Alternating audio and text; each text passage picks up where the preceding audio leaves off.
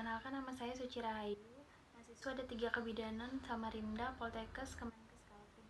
Di sini saya akan mempresentasikan laporan tugas akhir asuhan kebidanan komprehensif pada Ibu N di BPM Puji Handayani MTRK Kota Samarinda tahun 2020 oleh saya sendiri, Suci Rahayu. Yang pertama, laporan tugas akhir bab 1, latar belakang, rumusan masalah, tujuan, manfaat, ruang lingkup, dan sistematika penulisan. Yang pertama adalah latar belakang. Angka kematian ibu di Kota Samarinda pada tahun 2017 mencapai 15 jiwa per 1000 kelahiran hidup, sedangkan angka kematian bayi mencapai 30 jiwa per 1000 kelahiran hidup. Dinas Kesehatan Kota Samarinda tahun 2018. Sedangkan dari data di Puskesmas Wonorejo tahun 2019, jumlah persalinan 646, kunjungan ANC 681, kunjungan nifas 646, kunjungan neonatal 680, dan tidak terdapat kasus AKI dari data Dinas Kesehatan Kota Samarinda tahun 2019.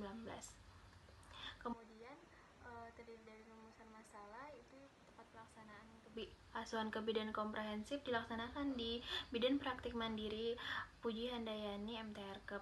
Yang kemudian tujuan untuk memberikan asuhan kebidanan secara komprehensif pada Ibu N dengan menggunakan pola pikir ilmiah melalui pendekatan manajemen kebidanan. Yang kemudian ada manfaat, terbagi menjadi dua, yaitu manfaat teoritis dan manfaat praktis. Kemudian ada ruang lingkup, meliputi kehamilan, persalinan, bayi baru lahir, nifas, neonatus, dan pelayanan kontrasepsi. Kemudian sistematika penulisan terdiri dari 3. Yang pertama bagian awal, yang kedua bagian inti yang terdiri dari bab 1 sampai bab 6, dan yang terakhir bagian akhir. Kemudian bab 2 terdiri dari konsep dasar teori dan konsep dasar manajemen. Kemudian bab 3 terdiri dari jenis karangan ilmiah, lokasi dan waktu, subjek kasus, teknik pengumpulan dan analisa data, instrumen, kerangka kerja, etika penelitian, dan keterbatasan. Jenis karangan ilmiah ini meliputi studi kasus menggunakan penelitian deskriptif dilakukan secara komprehensif atau COC dengan pendekatan manajemen kebidanan. Yang kedua, lokasi dan waktu, itu di BPM Puji Handayani hingga dari Januari hingga April 2020. Kemudian subjek kasus Ibu N usia 28 tahun, G3P2002, usia kehamilan 36 minggu 1 hari. Kemudian ada instrumen, itu menggunakan alat dan bahan. Yang kemudian teknik pengumpulan data menggunakan data primer dan data sekunder. Kemudian ada kerangka kerja. Selanjutnya etika, yang terdiri dari informed consent, anonymity, dan confidentiality.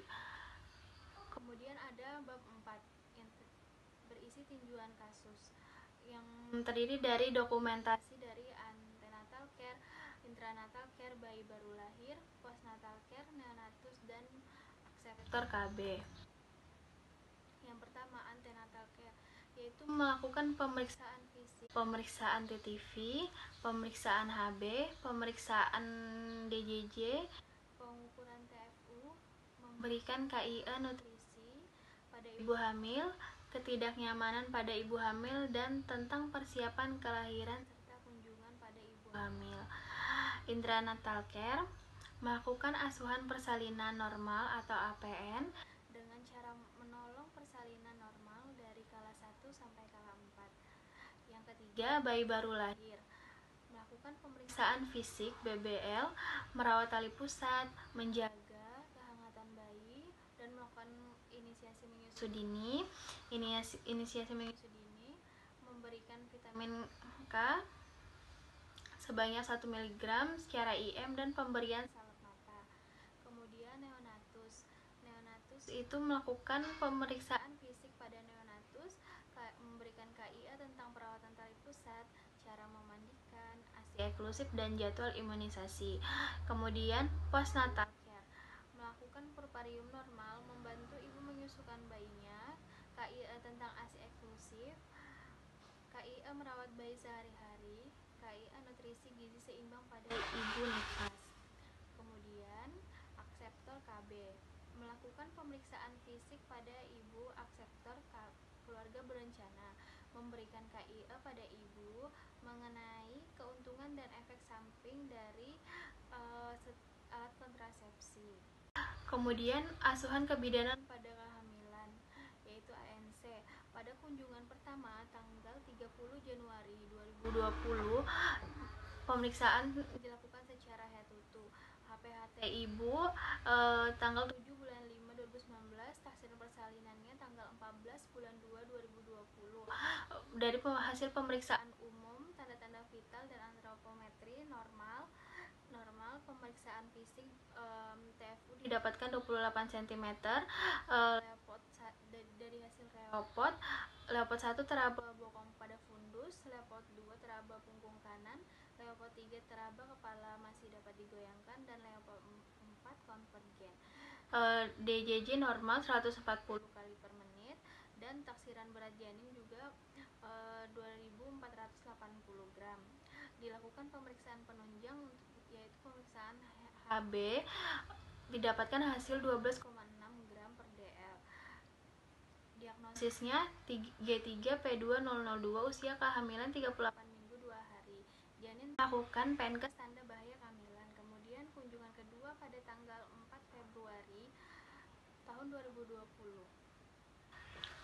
Pemeriksaan data fokus. Pemeriksaan data umumnya seperti tanda-tanda vital normal. Pemeriksaan fisik dapatkan TFU 29 cm, Leopard 1 teraba bokong pada fundus, Leopard 2 teraba punggung kanan, Leopard 3 teraba kepala tidak dapat digoyangkan, Leopard 4 divergen, dan DJJ 144 kali per menit normal. TBJ-nya 2790 gram. Kemudian diagnosisnya G3P2002, usia kehamilan 39 minggu, janin tunggal hidup. PNKesnya yaitu persiapan persalinan. Kemudian asuhan kebidanan persalinan dan BBL. Intranatal care. Ibu melakukan persalinan tanggal 5 Februari 2020. Pada kala 1, ibu berjalan kurang dari 11 jam serta dalam observasi keadaan ibu dan janin baik. Pembukaan 7 sampai dengan lengkap, ibu berjalan cukup cepat sekitar kurang lebih 1 jam. Pada saat kala 2, ibu berjalan lancar. Tidak terdapat lilitan tali pusat dan tidak ada hambatan. Tidak terdapat robekan perineum. Pada saat kala 3, plasenta lahir kurang lebih 5-10 menit. Plasenta lahir lengkap dan tidak ada hambatan berarti pada kala 3. Pada saat kala 4, dilakukan observasi TTV, kontraksi kandung kemih, dan pendarahan ibu selama 2 jam dan tidak ada hambatan pada kala 4.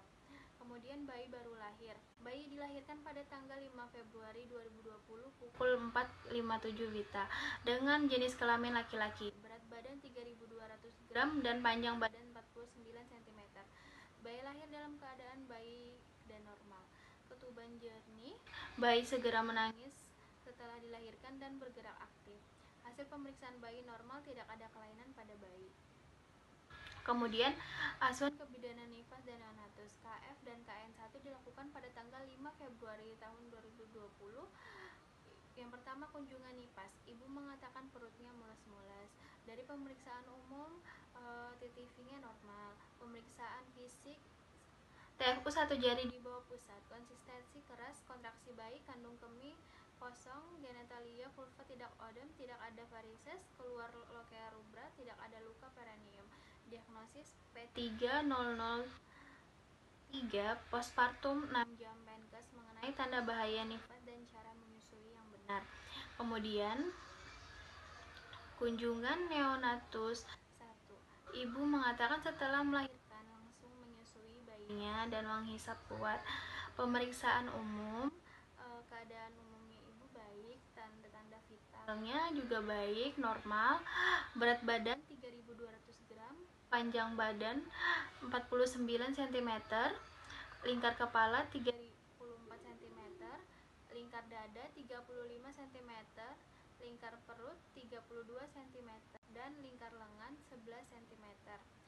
Pemeriksaan fisik, bayi tidak sianosis, perut tidak kembung, dan tidak ada infeksi pada tali pusat. Diagnosis neonatus cukup bulan sesuai masa kehamilan, usia 10 jam. PNKes mengenai tanda bahaya bayi baru lahir dan ASI eksklusif. Kemudian KF dan KN2 tanggal 9 Februari 2020. Pada pemeriksaan kunjungan NIFAS 2, pemeriksaan umum, keadaan umum ibu baik, normal seperti TTV, normal saja. Pemeriksaan fisik, tinggi fundus uteri 3 jari di bawah pusat, genitalia vulva tidak odem, tampak lokea sanguinenta warna merah kekuningan. Diagnosis P3003, postpartum hari keempat, Penkes mengenai nutrisi ibu nifas. Kunjungan neonatus 2, pemeriksaan umum, keadaan umum baik, nadi dan TTV lainnya normal. Pemeriksaan fisik, bayi tidak sianosis, perut tidak kembung, tali pusat belum lepas dan tidak ada infeksi. Neonatus cukup bulan. Dari diagnosisnya adalah neonatus cukup bulan sesuai masa kehamilan usia 4 hari, Penkes mengenai imunisasi. Kemudian kunjungan neonatus 3 dilakukan pada tanggal 16 Februari 2020. Pada pemeriksaan umum, keadaan umum baik, tanda-tanda vitalnya juga baik, berat badan 3.700 gram, panjang badan 50 cm. Pemeriksaan fisik, bayi tidak sianosis, perut tidak kembung, dan tali pusat sudah lepas. Diagnosisnya neonatus cukup bulan sesuai masa kehamilan usia 11 hari, Penkes mengenai imunisasi dasar lengkap. Kemudian kunjungan NIFAS 3 16 Maret 2020. Pada pemeriksaan umum, keadaan ibu baik, TTV normal.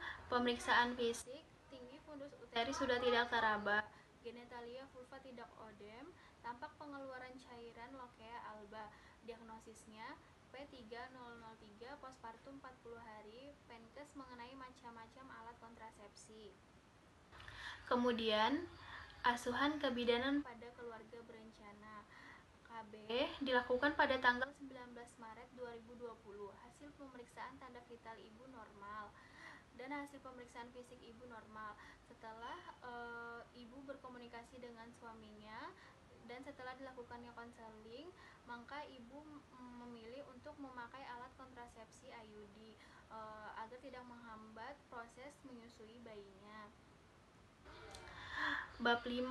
Pembahasan ANC, kenaikan berat badan klien selama hamil sekitar 11 kilo karena efek metabolisme yang menyebabkan wanita perlu mendapat makanan yang bergizi dan dalam kondisi sehat. Kenaikan berat badan pada ibu N ini dikatakan normal seperti yang diungkapkan oleh Kusmiati tahun 2011, yaitu berat badan wanita hamil akan naik sekitar 6,5 sampai 12,5 kilo.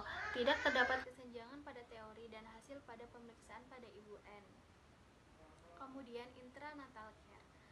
Pada kala 3, ibu N berlangsung dengan baik dan normal tanpa adanya penyulit atau retensio plasenta.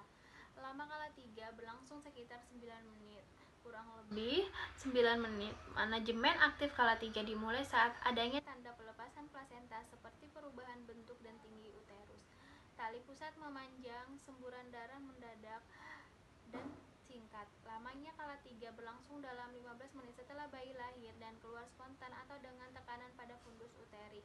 Menurut Prawiharjo 2014, tidak terjadi kesenjangan antara teori dan kenyataan pada ibu N.